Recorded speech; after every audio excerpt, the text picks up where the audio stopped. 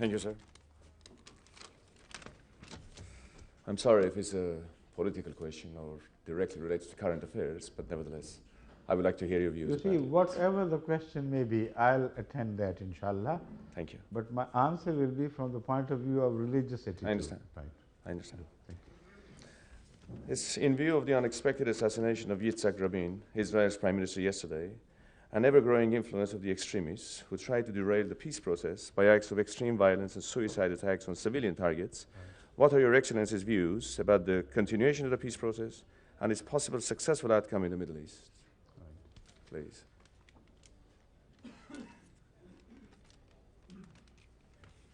See, I do not, as you must have understood by now, I do not believe in any violence in any form being permitted by God to human beings to be committed against other human beings who are as much His creation.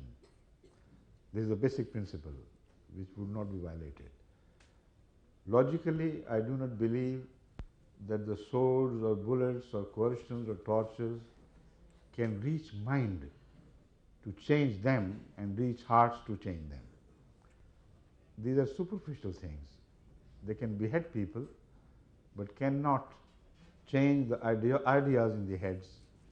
They can pierce the heart, but cannot convince the hearts. In fact, they create an opposite reaction to the direction of the force. So it's very foolish to try to change people's ideas and beliefs through the help of arms and weapons. Now here, your question has a slightly different connotation or character, because you are talking of a peace process in operation between Israelites and the surrounding Muslims in general, but particularly the newly born state of Palestine, Muslim Palestine. The question is, as I understand, how far terrorism can be permitted in this process and to whose advantage, or to what purpose, if at all. Is it right? That's right. Yes, that's right. And bearing in mind the influence that it bears. I think that this question is already answered in my previous reply and response, because terrorism is no valid currency in settling human affairs, and it has never been permitted by God. In the Holy Quran, it has never been practiced nor permitted even remotely by Hazrat Muhammad Rasulullah sallallahu alaihi wasallam. I give a very relevant example of Muslims who were left behind in Mecca while Hazrat sallallahu alaihi wasallam had migrated to Medina. Now, these Muslims repeatedly attempted to create some sort of noise in Mecca to take their revenge and use force to make their beliefs known. Hazrat sallallahu alaihi wasallam never permitted that, not once. His advice was that you have no right to disrupt the order even of a disorderly people. You know, those who have no right or to sovereignty, genuine right, but as long as they are in occupation of that place, you have no right to disrupt their law and their peace, even in revenge. The only right you have is to do hijrah first and then attack from outside. And that is exactly what was done by these Muslims, the group of Muslims, which turned into a pain in the neck of the Meccans after they had migrated. You see, they created such problems because they occupied some strategic places between Meccans and their trade routes somewhere. And they sat and Meccans could do nothing. And they helped ultimately the cause of Islam after accepting the advice of Hazrat Muhammad Sallallahu Alaihi Wasallam, not otherwise. So if that is the case, if any Muslim country like Iran or others believe that there is enough justification to wage war against Israel, they have every right to do that if they believe. And if the cause is genuine, then they will be right in the sight of the whole world and Allah, of course. But to kill for the sake of a proposed revolution, expected revolution, which everybody knows will not happen, kill innocent people, kill children, bomb buses carrying small children to the schools, and other such acts of terrorism in which civilians' lives are destroyed just to deliver a message. I do not find any support anywhere in the teachings of Islam and the conduct of Hazrat Muhammad Sallallahu Alaihi Wasallam. Again, it is suicidal because all through the history, the short history of Palestinian-Israeli struggle, it were these stupid attacks which gave a handle to Israel to go beyond all limits of revenge and punish the innocent Muslims living in Lebanon and elsewhere to an extent that it was just a slaughter like goats and more merciless than that. Many times it happened. Their houses were bombarded, their peace was destroyed. They always had the upper hand in this fight, never the underhand.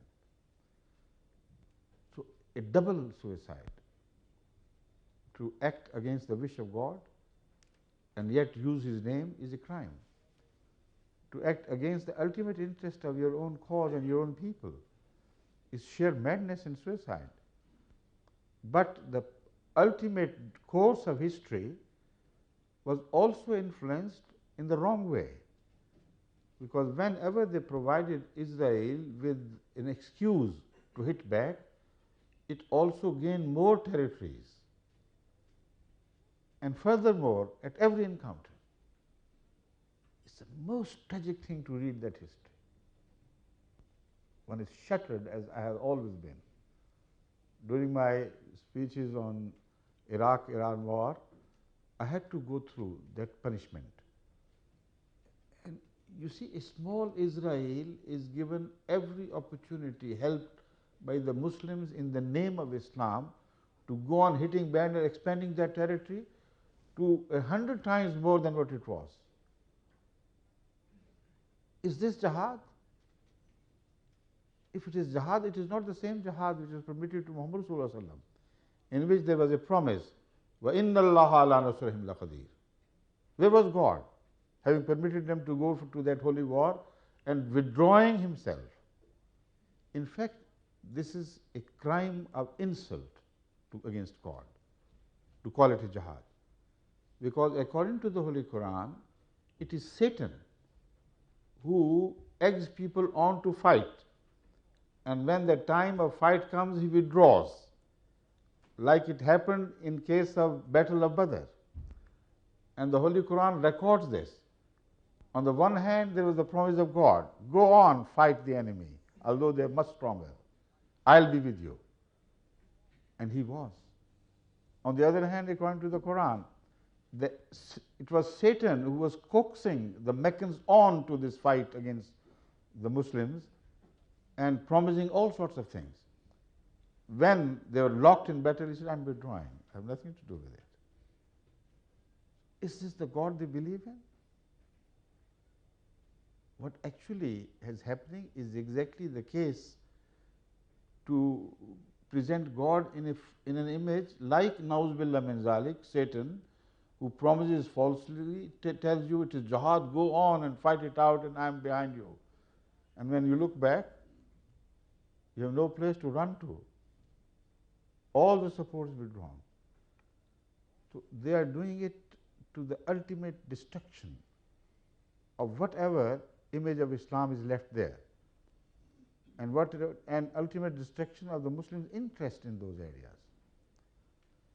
This terrorism has given birth to another terrorism in Israel, which targeted the president, was it? Prime Minister, on last night.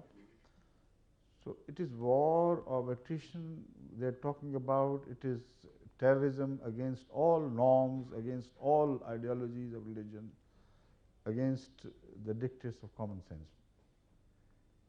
And that will provide, ultimately may coax Israelis and Americans and their patrons ultimately to give them another go at the Muslim states who are known to be responsible for this, and the ultimate result can be predicted, like it has always happened.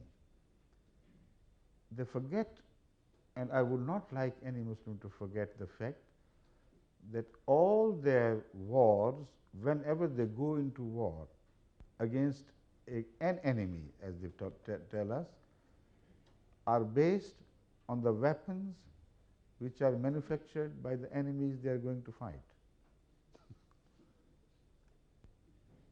The bullets are produced there. The modern forms of gunpowder are produced there. They beg them for weapons, and they sell the hard-earned money of the country to buy those weapons at higher cost than the ordinary cost.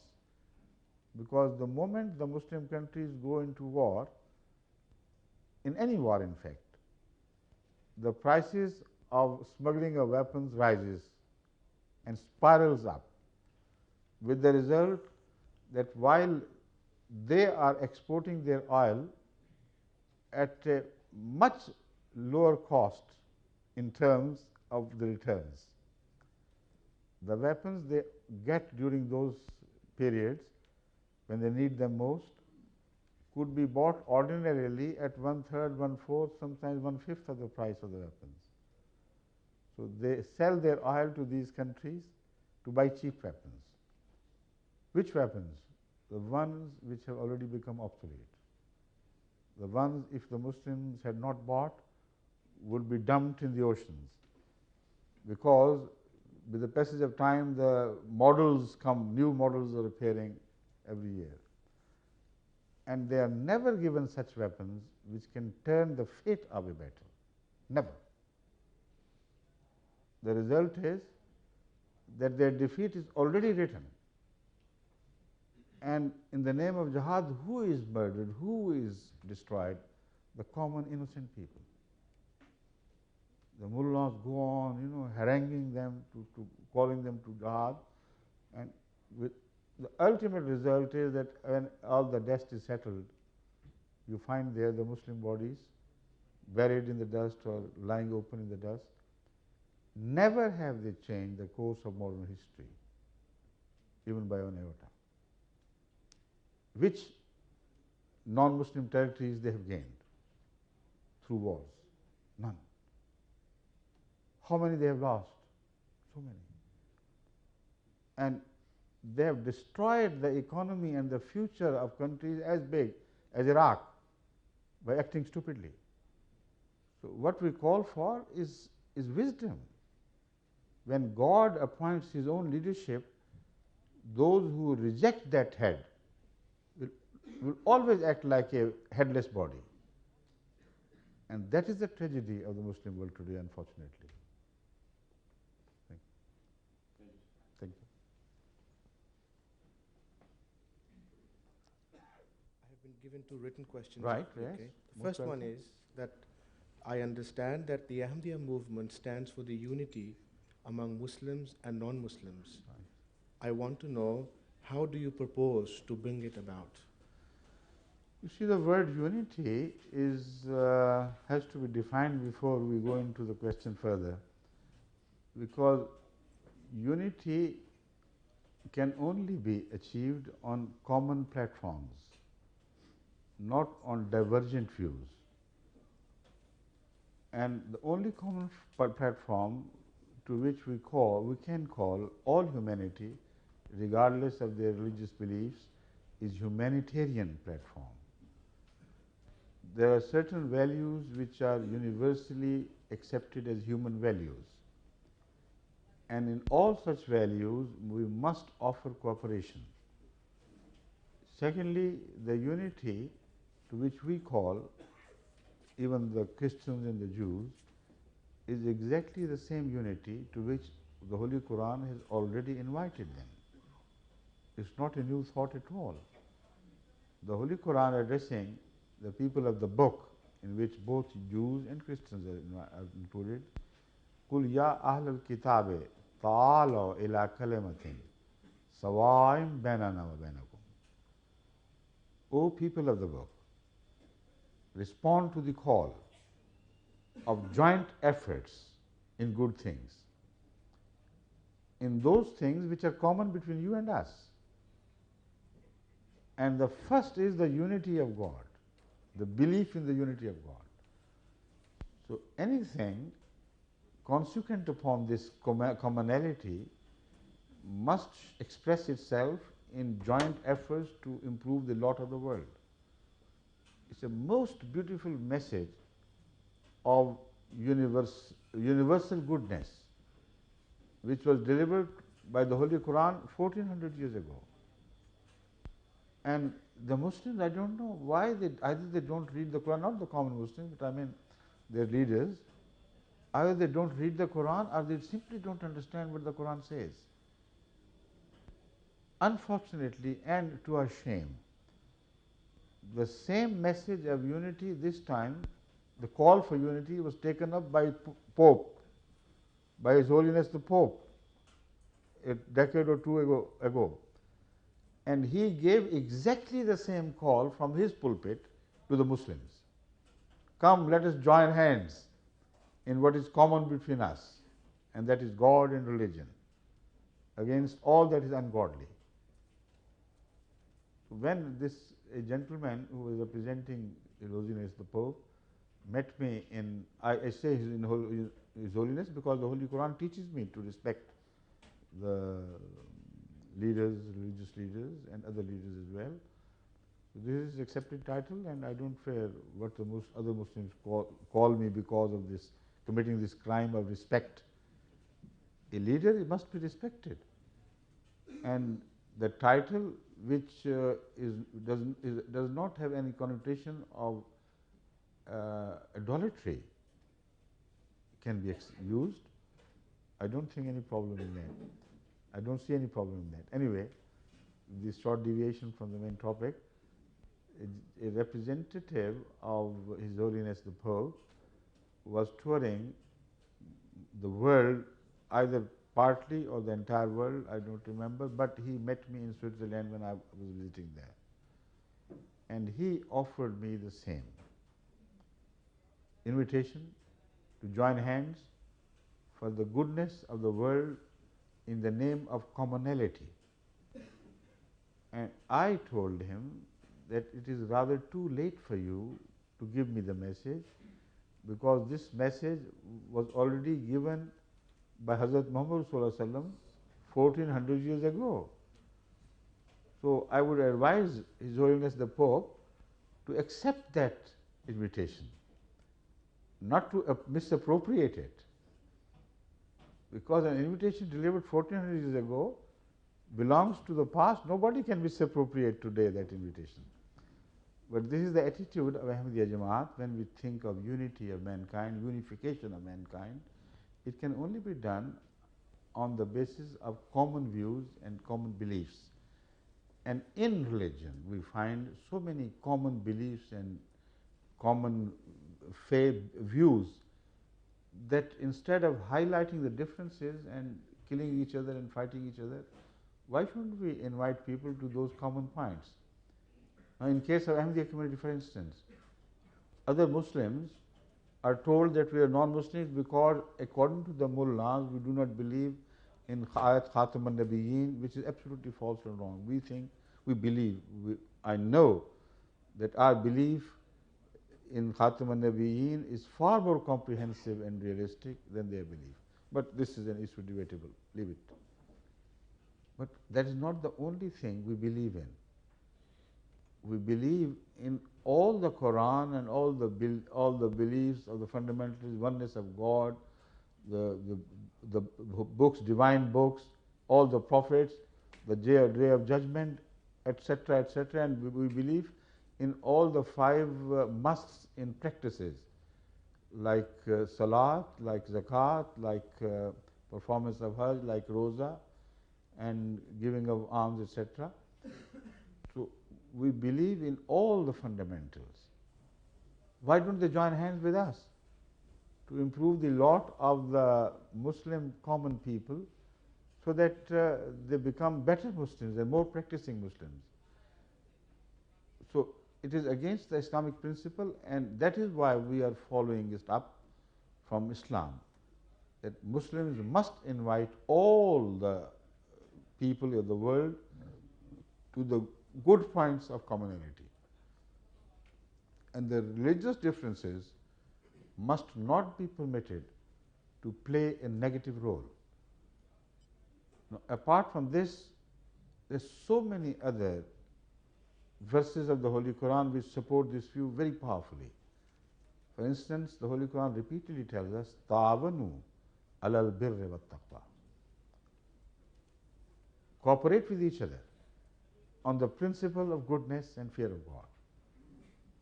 So wherever a people work for a good cause, it is the prime duty of Muslims to help them, to help the cause, and to unite their efforts with theirs.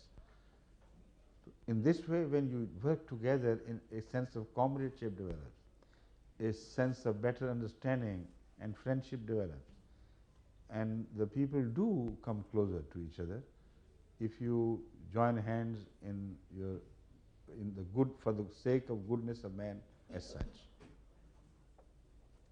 The second question, please. The second question is, as a Muslim, we believe in all the revealed books. What is the exact nature of this belief? Do we believe in them word for word, or just the message as a whole, or what? I believe that we believe word for word in all the revealed books, but not in the interpolation made with reference to those books. When we say we believe 100% in the revealed books, the key claim is the revealed books, not the man-made books. So all the part of so-called divine scriptures, everything in a divine scripture which is handed down to us as divine scriptures cannot be trusted as divine scriptures, because even the followers of the same scriptures have found passages of contradiction, passages which have been added upon, man-made additions, and man-made subtractions. So when we say we believe in all the revealed books, the word revealed is very obvious. You cannot make an error anywhere. Whatever is revealed in any book, we believe in it. You just mentioned that if we are fighting a war against other Muslims and we have non-believers fighting with us, then the meaning of jihad is defiled. The meaning of jihad, as we have inherited from Hazrat Muhammad Sallallahu Alaihi Wasallam. Right. If I'm just giving an example, that if I'm my understanding of jihad was that it is a war against a tyrant. It's war against tyranny and oppression. Now, if I'm a Muslim and I'm fighting a war against a tyrant, and a Christian who believes in righteousness and justice comes and helps me, how will my jihad be defiled? He will be most welcome. Right. But it will not be jihad. But how will... You see, there is the major difference, because the definition of jihad, which is who is authorized to define jihad, first question. Is it you and I or anybody else? Jihad is a term, and it is a religious term, and the Holy Quran has itself defined it. So if anything falls short of that definition, that war or battle or fight could still be called a good one, but it will not be jihad. So I define jihad before you, and your understanding of jihad is a different sort of understanding. So there, that observation will not be applicable, which I made before. Is my There's understanding another wrong? application, another principle would take over. Ta'awanu alal birri wa taqwa. But that is not jihad in the strictly Quranic terms. It is a very solid, sound advice to help each other in whatever is good. If somebody is killed, I believe Allah will have special mercy for him, because he fought not for his ulterior motives, but for a good cause, and his sacrifice will not be ignored by God. I have no doubt about it. But still, it does not give us right to change the definition of jihad. Well, I disagree with you. But Okay, yes. I mean, I think I'm only permitted to ask one question, sir. Please go ahead, go ahead.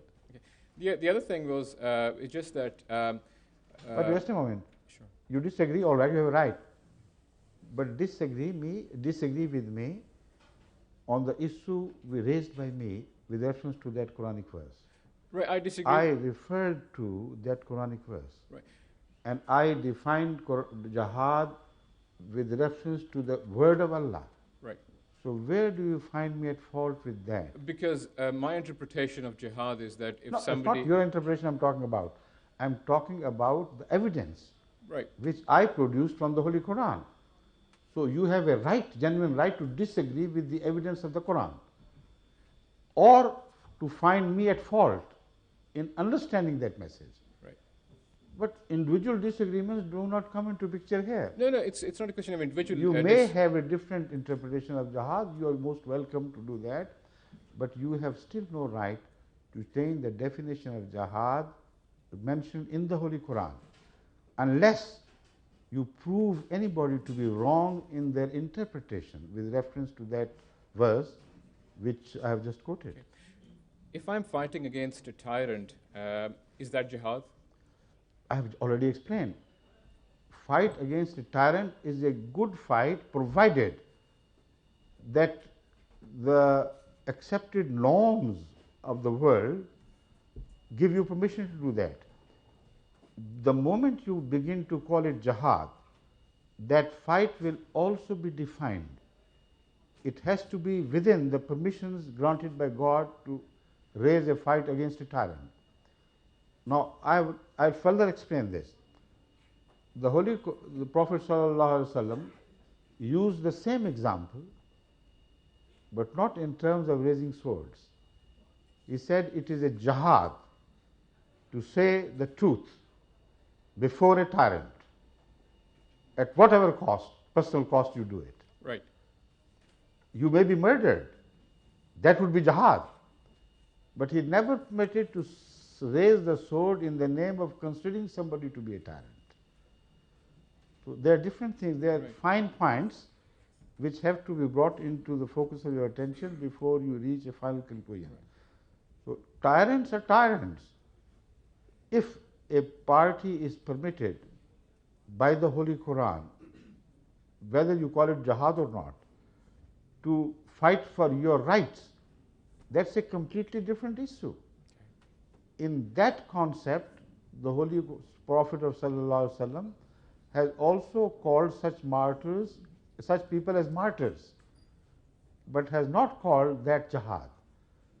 So perhaps this is which is bothering you, that a man, a good man who fights against all odds for the sake of a good principle, if this is not jihad, then what jihad is?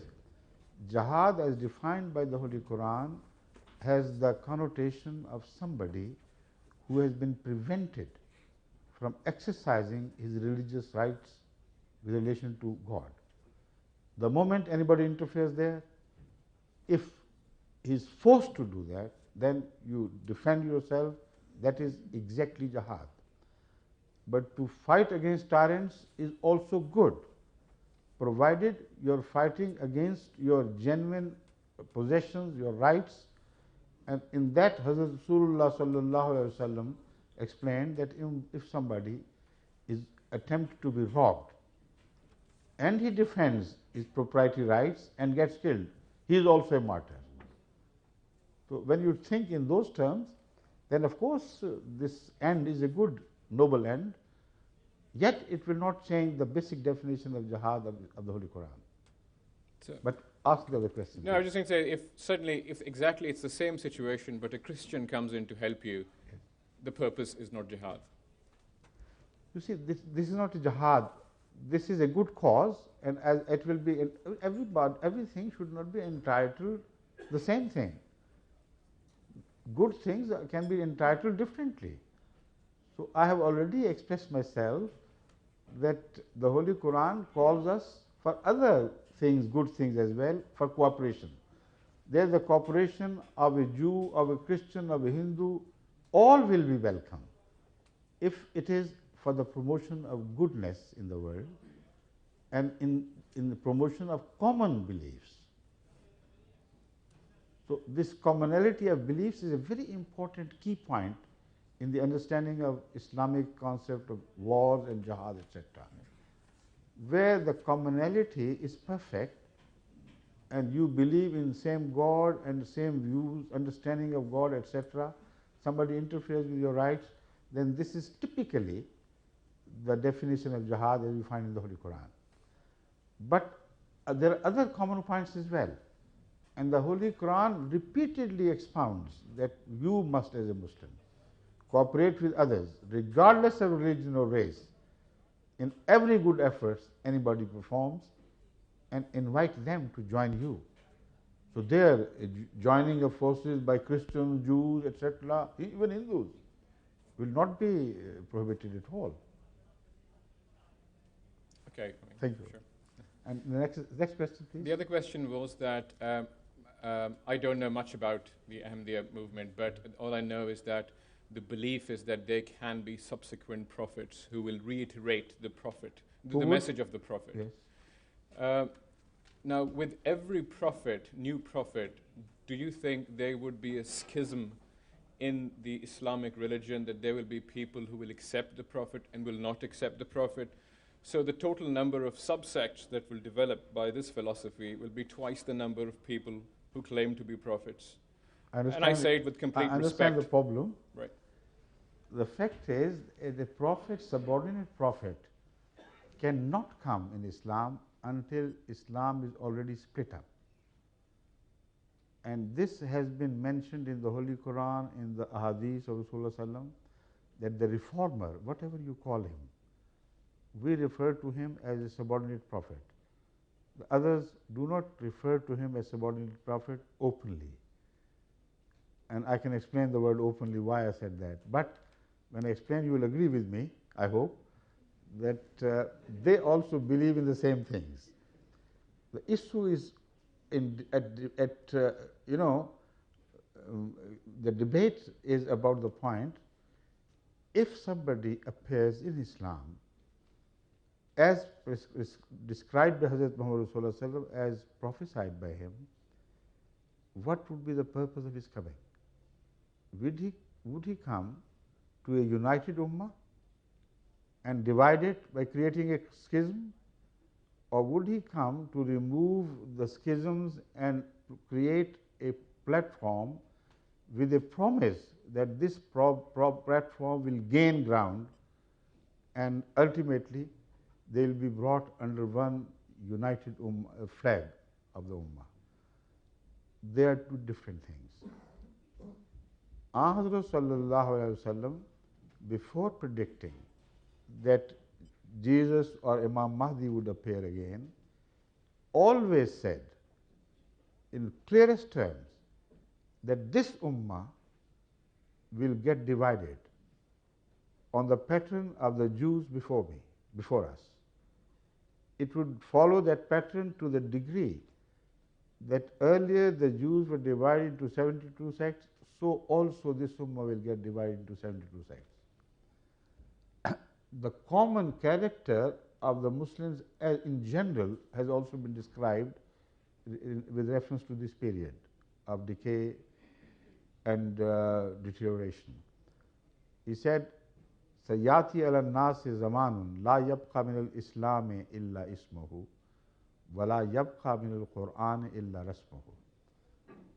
An unfortunate time is about to come not about, but will come one day, when Islam will be left only in name and the Quran will be left only for scribing, for writing. Now, the impression created by that is that perhaps people will cease to go to the mosque, but not so. The next observation made by Hazrat Muhammad Sallallahu Alaihi Wasallam is this: Masajiduhum amiratun wa hiya kharabun min al-huda. Their mosques will be well attended. Mosques will be full, but empty of guidance. And then he goes on to remove a misunderstanding regarding the religious leadership. If there is a genuine, healthy, honest leadership, why should this have happened to the Muslim Ummah? So he goes on developing the theme further by saying, Ulama'uhum sharru man tahta adimi sama. Their leaders, ulama, and here he doesn't refer them to himself. He said, Ulama'uhum, the ulama or the scholars or religious leaders of that age, that people, would be the worst thing under the firmament of heaven. The most shar is mischief.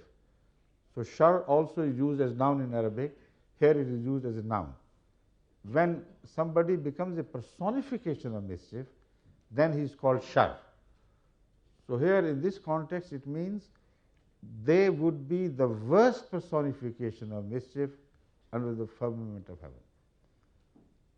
When this has happened, only then Imam Mahdi can come, only then Jesus can descend from wherever he is to descend, in whatever manner. So the question is absolutely invalid. Would he come to divide the Ummah? Would he come to create another sect? Of course not. He would come, like all prophets of Allah come, to provide an opportunity of reunification in common cause of goodness and truth. And that phenomenon is mentioned in the Holy Quran as a phenomenon which goes on gaining ground. Once it is started, it goes on increasing its own ground and decreasing the ground around, with the result that this is the true unity which is created, while people, once they are divided, can never be united. It's impossible, except for anybody coming in God's name, who is hated, who is rejected. All efforts are made to destroy him and his message, yet he grows from strength to strength, from weakness to strength and strength to strength. So the Holy Quran says, referring to this fight for gaining ground in the name of God, the Holy Prophet is told by Allah to address the non-believers that you are, of course, in majority. You are much larger in number, but أَفَلَا يَرَوْنَ أَنَّا نَأْتِي الْأَرْضَ نَنْقُصُهَا مِنْ أَطْرَافِهَا أَفَهُمُ الْغَالِبُونَ.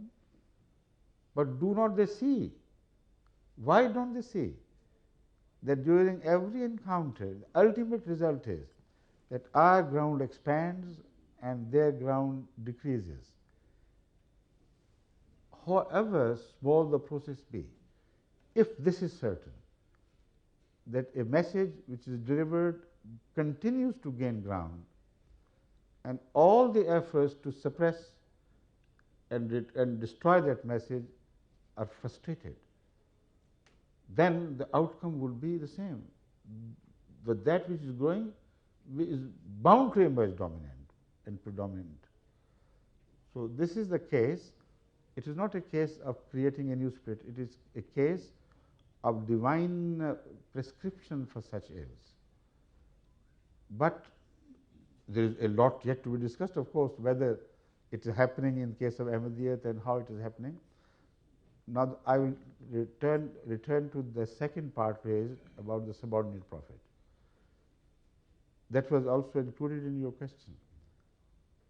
This task has never been done by human efforts, can never be done. Logically, it's impossible to have been achieved by human efforts alone, because the process of split and diversification is a result not only of misunderstanding, but a result of human corruption, ego, desire to appear larger and bigger alim in the world, and so on and so forth. So it becomes a sort of territorial war between the leadership, religious leadership, which goes after number, not after the quality.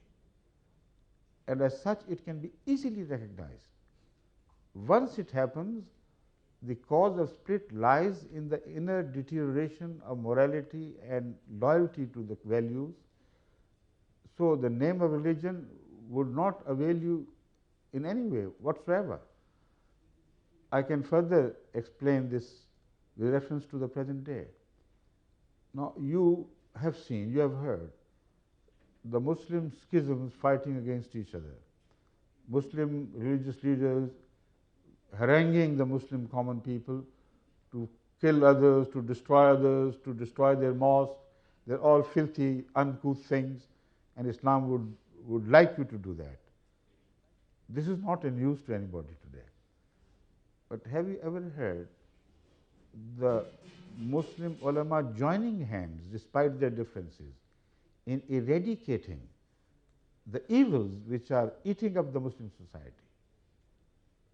Where have they done it? If they had any regard for Islam, then they should have gone all out to rehabilitate the lost values of Islam: truth, honesty, respect for authority, kindness to the poor and the people, sacrifice for the sake of the unfortunate sections of the society, to stop usurpation of the other people's rights, to stop amassing money at the cost of the whole nation, to stop telling lies and behaving corruptly. These are the anti-Islamic characters which have eaten up the very sources of Muslim energy. Show me one country where you can demonstrate the fight of the Muslim ulama joining hands in these things. This is the type of jihad which I referred to. Islam expects you to join hands in goodness, even with Christians and Jews. Here they are Muslims. They cannot muster their forces unitedly to fight against those sins and crimes which, once they have spread in the society, leave nothing of Islam. How can you believe in the belief in unity of God while continuing to split those who belong to oneness of God? How can you believe in the truth of Allah while being completely callous to the disease of falsehood and lies which is spreading and overtaking the whole of your society? So this is what the messenger was to be raised. He had to be from God, and in this much we are united. There is no disagreement. The disagreement is only regarding the identity of that man. All the Muslim ulama believe with us that Imam Mahdi would be appointed by God. He would neither be elected by a people nor appointed by a government. He would be selected by God. Anyone who is made a religious leader directly by God, what other name can you give than a prophet? I don't find any. It's impossible to pick a man for God and to make your imam and to oblige you to accept him and follow him. If this is not prophethood, what else is, I don't know. So they believe in prophethood without accepting, without having the courage of saying it in so many words. So if that is not prophethood, then Hazrat Mirza Sahib is not a prophet, according to their terms, if it is different from us. This is our understanding of subordinate prophet, a leader in Islam who would be created by God himself, who would be absolutely subordinate to the teachings of the Holy Quran and the word of Hazrat Muhammad Rasulullah. He is referred to as Imam Mahdi, And we understand this office to be the office of a subordinate prophet. They disagree, let them. But they cannot say that we have violated the message of Khatm al-Nubuwwat. We certainly have not. They have. At the same, with regards to the same debate, the second personage which they are expecting to appear is that of Jesus Christ. And with reference to Jesus Christ, you can ask any alim in the world, they are all united that he would be a prophet of God. A prophet of God after the Khatam al-Nabiyyin has appeared? He said, yes. But there is a problem. God had decided not to send any prophet after Hazrat Muhammad sallallahu alaihi wasallam. But the genuine problem God faced was that there was to be need for a prophet. A prophet was required to reform Islam, not Islam but the Muslims, and to fight against other religions on behalf of Islam. So how could God resolve this problem? He had stopped sending prophets, yet the need for the prophet was accepted by God. So according to the mullah's concept of God's thinking, God had forestalled that problem by keeping one prophet alive in heaven. And that, they say, was Jesus Christ. For 2000 years, imagine, they believe he is awaiting his return to this earth because a prophet is needed and a prophet cannot be made. So an old prophet is awaiting his return for the last 2000 years in a solitary. Somewhere there is no other prophet, no other man to share the planet with him. And why this nuisance? Why to torture Jesus Christ unnecessarily, to live so long? And why not send him at all? They say because God has committed himself not to send a prophet, and God has accepted the fact that there will be need for prophets. Okay, when he comes, what would be the nature of his prophethood? Will he be a prophet of Israelites, or will he be enhanced to the position of a universal prophet under Hazrat Muhammad sallallahu alaihi wasallam? If he remains to be that prophet who is referred to in the Holy Quran as Rasulan ila Bani Israel, then you and I or anybody else can go up to him and say, Jesus Christ, we respect you, God bless you, but you have no authority, no sanction from God to work in the Ummah of Hazrat Muhammad sallallahu alaihi wasallam, because the Holy Quran is telling us you were sent only for the Israelites. We are not Israelites. This is not a limited message, it's a universal message. So please do whatever you like, stay here as a good guest, but no more. What could be the answer of Jesus Christ? Unless he tells you that his prophethood has been enhanced to a degree that it matches the domain of Hazrat Muhammad sallallahu alaihi wasallam. So if this is not new prophethood, what else is?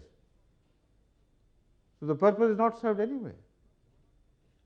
God had to do this, to indulge in this exercise absolutely without a purpose, without an object gained, because according to the mullah's arguments, new prophet could not come, so an old prophet was to be brought, but he had to be given a new prophethood, a new scope, which was never shared before him by any prophet other than Hazrat Muhammad sallallahu alaihi wasallam. So emerges as a new prophet of the greatest magnitude if their word is to be taken genuinely. So this is the debate of all the debate about. Thank you. But there can be many prophets afterwards. There No, can be as many no. The as question will not be decided by us. Right. The question will be decided by the Holy Quran and by Hazrat Muhammad sallallahu alaihi wasallam, because we believe in his age to be the age till the doomsday. So it is impossible for anyone to claim prophethood without showing his his authority, his certificate from the Quran and the words of Hazrat Muhammad Sallallahu Alaihi Wasallam. So with that condition, any number of prophets come, if they are within Islam, if they are to serve the cause of goodness, if they are to promote unification of Muslims at any age, if they are sent by God within the framework of Islam and the framework of Hazrat Muhammad Sallallahu Alaihi Wasallam, what objection you can have? The only right you have to ask such a prophet is, show us your proof, give us your evidence. Where were you mentioned in the Holy Quran? In principle or in person? Where were you mentioned by Hazrat Muhammad Sallallahu Alaihi Wasallam? So if he provides his certificates, that is Khatabun Nabiyyin, this certification. If Hazrat Muhammad Sallallahu Alaihi Wasallam certifies him to be a genuine prophet, what is the harm in number? Already we believe in 124,000 prophets, don't we? Before him, yes. Yes? Thank you. Thank you very much. Thanks. There is another guest who would like to ask a question, and it's Shakil Hussain from Leighton. May I?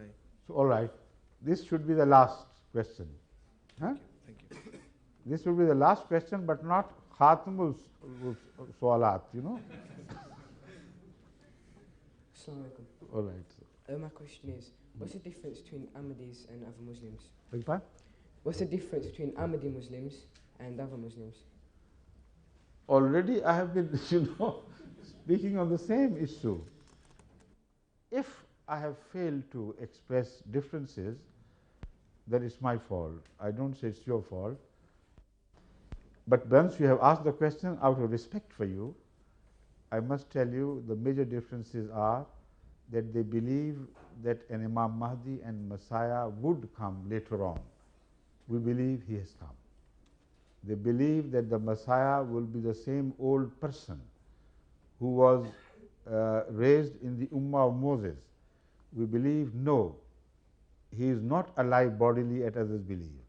We believe that he died a normal human death after having performed his commission as a prophet of God, having delivered the message to the Israelites who were there in Palestine and also to those who had migrated earlier to Afghanistan, Kashmir, etc.